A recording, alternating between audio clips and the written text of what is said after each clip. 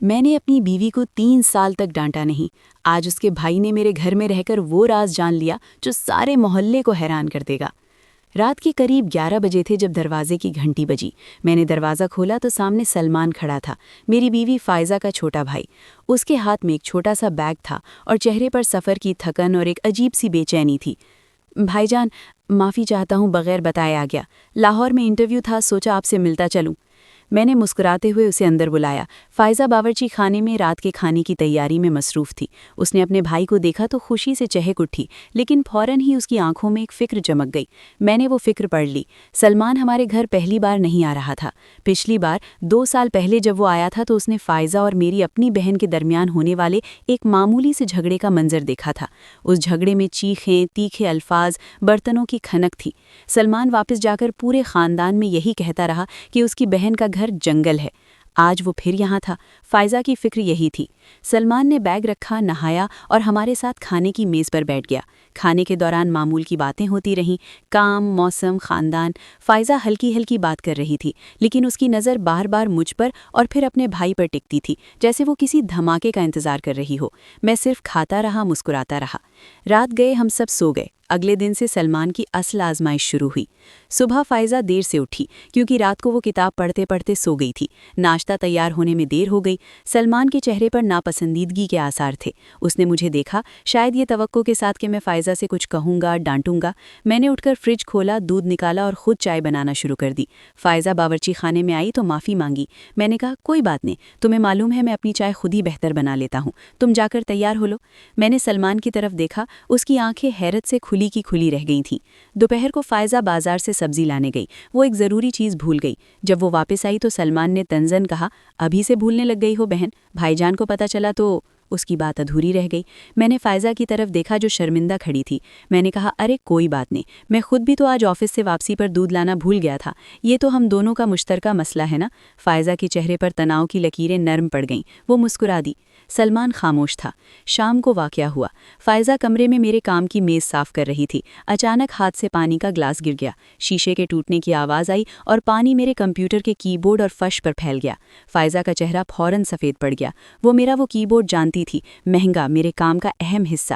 وہ بولی، او میرے خدا، میں معافی چاہتی ہوں، بہت معافی۔ اس کی آواز کانپ رہی تھی۔ سلمان لاؤنج سے دوڑتا ہوا آیا، منظر دیکھا، اس کی نظریں مجھ پر گڑ گئیں، انتظار میں۔ اس کے ذہن میں شاید پچھلے تمام منظر گھوم رہے تھے جو اس نے دیکھے تھے، ماں باپ کا غصہ، بہنوئی کا چلا کر بولنا، برتن پھینکنا۔ وہ یقیناً سوچ رہا تھا کہ اب تو دھماکہ ہو کر رہے گا۔ میں نے گہری سانس لی، فائزہ کی طرف دیکھا، وہ آنسوؤں سے لڑ رہی تھی۔ میں نے اپنے جذبات پر قابو پایا، ایک لمحے کے لیے خاموش رہا، پھر آہستہ سے بولا، فائزہ، سب سے پہلے تم ٹھیک ہو؟ تمہارے ہاتھ میں شیشہ نہیں لگانا؟ وہ حیرت سے میری طرف دیکھتی رہی، پھر اپنے ہاتھوں کو دیکھا۔ نہیں لگا۔ شکر ہے، میں نے کہا اور میز کے پاس بیٹھ گیا۔ کمپیوٹر کا پلگ فوراً نکالا۔ کی بورڈ تو بیمہ شدہ ہے، اس کی مرمت ہو جائے گی، فرش صاف ہو جائے گا، یہ شیشہ بھی جھاڑو دے دیں گے۔ میں نے اس کی طرف دیکھ کر ایک نرم مسکراہٹ بھیجی، تمہاری حفاظت اس سارے سامان سے کہیں زیادہ اہم ہے۔ فائزہ نے ایک لمحے کے لیے آنکھیں بند کر لیں، اس کے آنسو رک نہیں رہے تھے، لیکن اب وہ خوف کے نہیں، راحت کے آنسو تھے۔ سلمان وہیں کھڑا تھا، لیکن اس کا سارا جسمانی اظہار بدل چکا تھا۔ غصے یا تشویش کے بجائے اس کے چہرے پر گہری، ناقابل یقین حیرت تھی۔ وہ بول نہیں سکا۔ رات کا کھانا خاموشی سے گزرا۔ سلمان معمول سے زیادہ چپ تھا۔ سونے سے پہلے جب فائزہ کچن میں آخری چیزیں سنبھال رہی تھی، سلمان میری طرف آیا۔ بھائی جان، میں آپ سے بات کرنا چاہتا ہوں۔ ہم چھت پر آ گئے۔ رات کا ٹھنڈا ہوا چل رہا تھا۔ سلمان نے لمبی دیر تک خاموشی اختیار کی، پھر بولنا شروع کیا۔ بھائی جان، میں صاف اعتراف کرتا ہوں، میں آپ کو کمزور سمجھتا تھا۔ میں نے گھر میں یہ سب دیکھا، نہ ڈانٹنا، نہ غصہ، نہ حکم چلانا، تو مجھے لگا آپ نے گھر کی باغ ڈور فائزہ آپا کے حوالے کر رکھی ہے۔ میں نے اپنی دوستوں سے بھی کہا تھا کہ میرے بہنوئی صاحب بہت ہینڈز آف ہیں۔ اس نے رک کر سانس لی۔ مگر آج جب وہ گلاس گرا، میرا دماغ کام کرنا بند ہو گیا۔ میں نے سوچا اب تو آپ بگڑیں گے، لیکن آپ نے جو کچھ کیا، آپ کا پہلا سوال، تم ٹھیک ہو نا، یہ اس کی آواز بھر آئی۔ میں نے اپنی زندگی میں ایسا کبھی نہیں دیکھا، نہ اپنے گھر میں، نہ رشتہ داروں میں، نہ دوستوں میں۔ ہم نے تو یہی سیکھا ہے کہ گھر کو چلانے کے لیے آواز بلند کرنی پڑتی ہے، ڈرانا پڑتا ہے، کنٹرول میں رکھنا پڑتا ہے۔ مگر آج 3 دن میں نے ایک ایسا گھر دیکھا ہے جہاں ہوا بھی سکون سے چلتی ہے۔ فائزہ آپا، وہ پہلے کتنی تناؤ میں رہتی تھیں جب ہم لوگ ملنے آتے تھے، آج وہ کھل کر ہنستی ہے، بے فکر ہے۔ یہ کیسے ممکن ہے؟ 3 سال سے آپ نے اسے ڈانٹا تک نہیں؟ یہ راز کیا ہے بھائی جان؟ میں نے چھت کی ریلنگ کی طرف دیکھا، دور روشنیاں جگمگا رہی تھیں۔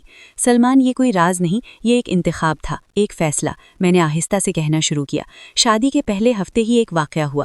فائزہ نے کھانا نمکین بنا دیا، معمولی بات تھی، لیکن میں تھکا ہوا تھا اور میں نے بڑی سختی سے کہہ دیا، تم سے کچھ بنتا ہی نہیں ہے کیا؟ وہ چپ ہو گئی، کھانا ختم کیا، برتن کیے اور کمرے میں چلی گئی۔ میں نے جاتے ہوئے اس کے کندھوں کی جھکی ہوئی حالت دیکھی۔ وہ رات مجھے جگاتی رہی۔ میں نے اپنے والد کو یاد کیا، ایک بہت اچھے انسان، مگر گھر میں ہمیشہ خوف کا ماحول۔ ماں ہر بات پر خوفزدہ رہتی تھی، ہم بچے بھی۔ ہمارا گھر خاموش رہتا تھا، لیکن وہ خاموشی سکون کی نہیں، ڈر کی خاموشی تھی۔ میں نے سوچا، کیا میں یہی وراثت آگے بڑھانا چاہتا ہوں، ایک اور گھر جہاں محبت خوف کے پیچھے چھپ جائے؟ پھر مجھے ایک اور تصویر یاد آئی، حضرت عیسیٰ علیہ السلام۔ ان کے بارے میں پڑھا تھا، وہ کتنی نرمی سے بات کرتے تھے، بڑے سے بڑے قصوروار سے بھی محبت اور سہانوبھوتی سے۔ انہوں نے لوگوں کو ڈرا کر نہیں، پیار سے اپنے پیچھے چلایا۔ کیا ایک گھر، ایک چھوٹی سی سلطنت اس سے کم ہے؟ اگر وہ پوری قوم کو ڈر کے بغیر چلا سکتے تھے تو کیا میں اپنے گھر کو نرمی سے نہیں چلا سکتا؟ اس رات میرے سامنے دو راستے تھے، ایک وہ جو میں جانتا تھا، جس میں آواز اونچی کرنا، قابو کرنا، ڈرانا شامل تھا۔ دوسرا راستہ مشکل تھا، کیونکہ اس میں اپنے غصے، اپنی تکبر، اپنی فوری خواہشات پر قابو پانا تھا۔ میں نے دوسرا راستہ چنا۔ یہ فیصلہ آسان نہیں تھا سلمان۔ پہل تو لگتا تھا کہ میں ہار رہا ہوں، لیکن پھر میں نے تبدیلی محسوس کرنی شروع کی۔ فائزہ مجھ سے بات کرنے لگی، اپنے خیالات، اپنے ڈر، اپنے خواب بتانے لگی۔ پہلے وہ ہر چیز کے لیے اجازت مانگتی تھی، اب وہ مشورہ مانگتی ہے۔ گھر میں ہنسی کی آوازیں آنے لگی، وہ خاموشی جو پہلے ڈر کی تھی اب سکون کی خاموشی بن گئی۔ ڈانٹنے سے آپ صرف کام کروا سکتے ہیں، محبت اور احترام سے آپ وفا اور خود سے سروس کروا سکتے ہیں۔ میں نے فائزہ سے محبت کی، نہ صرف تب جب وہ خوش تھی، بلکہ تب بھی جب وہ بھول جاتی، تھک جاتی یا غلطی کرتی، کیونکہ محبت کا امتحان اچھے وقتوں میں نہیں، مشکل لمحات میں ہوتا ہے۔ اور دیکھو، آج تم نے خود مشاہدہ کیا، جب گلاس گرا تو فائزہ کا پہلا رد عمل کیا تھا؟ معافی مانگنا، ڈرنا۔ اگر میں نے 3 سال سے ڈرانا جاری رکھا ہوتا تو اس کا رد عمل جھوٹ بولنا، بات چھپانا یا دفاعی ہو سکتا تھا، مگر اس نے فوراً اپنی غلطی اقبال کی۔ یہ اعتماد کی علامت ہے سلمان۔ یہ اعتماد اس لیے ہے کہ اسے معلوم ہے کہ غلطی پر اسے تذلیل نہیں بلکہ تفہیم ملے گی۔ سلمان کی آنکھیں نم تھیں، وہ کچھ بول نہیں سکا، اس نے بس اپنا سر ہلا دیا۔ اگلے دن وہ واپس جا رہا تھا، اس نے فائزہ سے الگ ہوتے وقت بہت مضبوطی سے گلے لگایا۔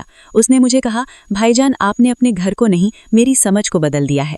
جب سلمان گیا تو فائزہ میرے پاس آ کر کھڑی ہو گئی۔ اس نے کچھ نہیں کہا، بس میرے ہاتھ کو اپنے ہاتھوں میں لے لیا۔ اس کے ہاتھ گرم تھے اور آنکھوں میں ایک گہرا احسان تھا۔ میں نے کہا، اس نے کچھ پوچھا تھا تمہارے بارے میں؟ وہ مسکرائی، نہیں، اس نے بس اتنا کہا، بہن، تم بہت خوش قسمت ہو، اور اب میں سمجھ گیا ہوں کہ حقیقی طاقت کسے کہتے ہیں۔ خلاصہ، ایک شوہر کا وہ فیصلہ جس نے ڈر کے بجائے اعتماد، چیخنے کے بجائے خاموشی اور کنٹرول کے بجائے محبت سے اپنے گھر کو جنت بنا دیا۔ حقیقی قیادت طاقت کے اظہار میں نہیں بلکہ صبر اور نرمی کے تحمل میں ہے۔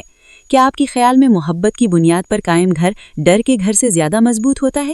اپنے خیالات ضرور شیئر کریں۔ اگر یہ کہانی آپ کے دل کو چھو گئی ہے تو اسے اپنے ان پیاروں تک ضرور پہنچائیں جن کے لیے یہ پیغام اہم ہے۔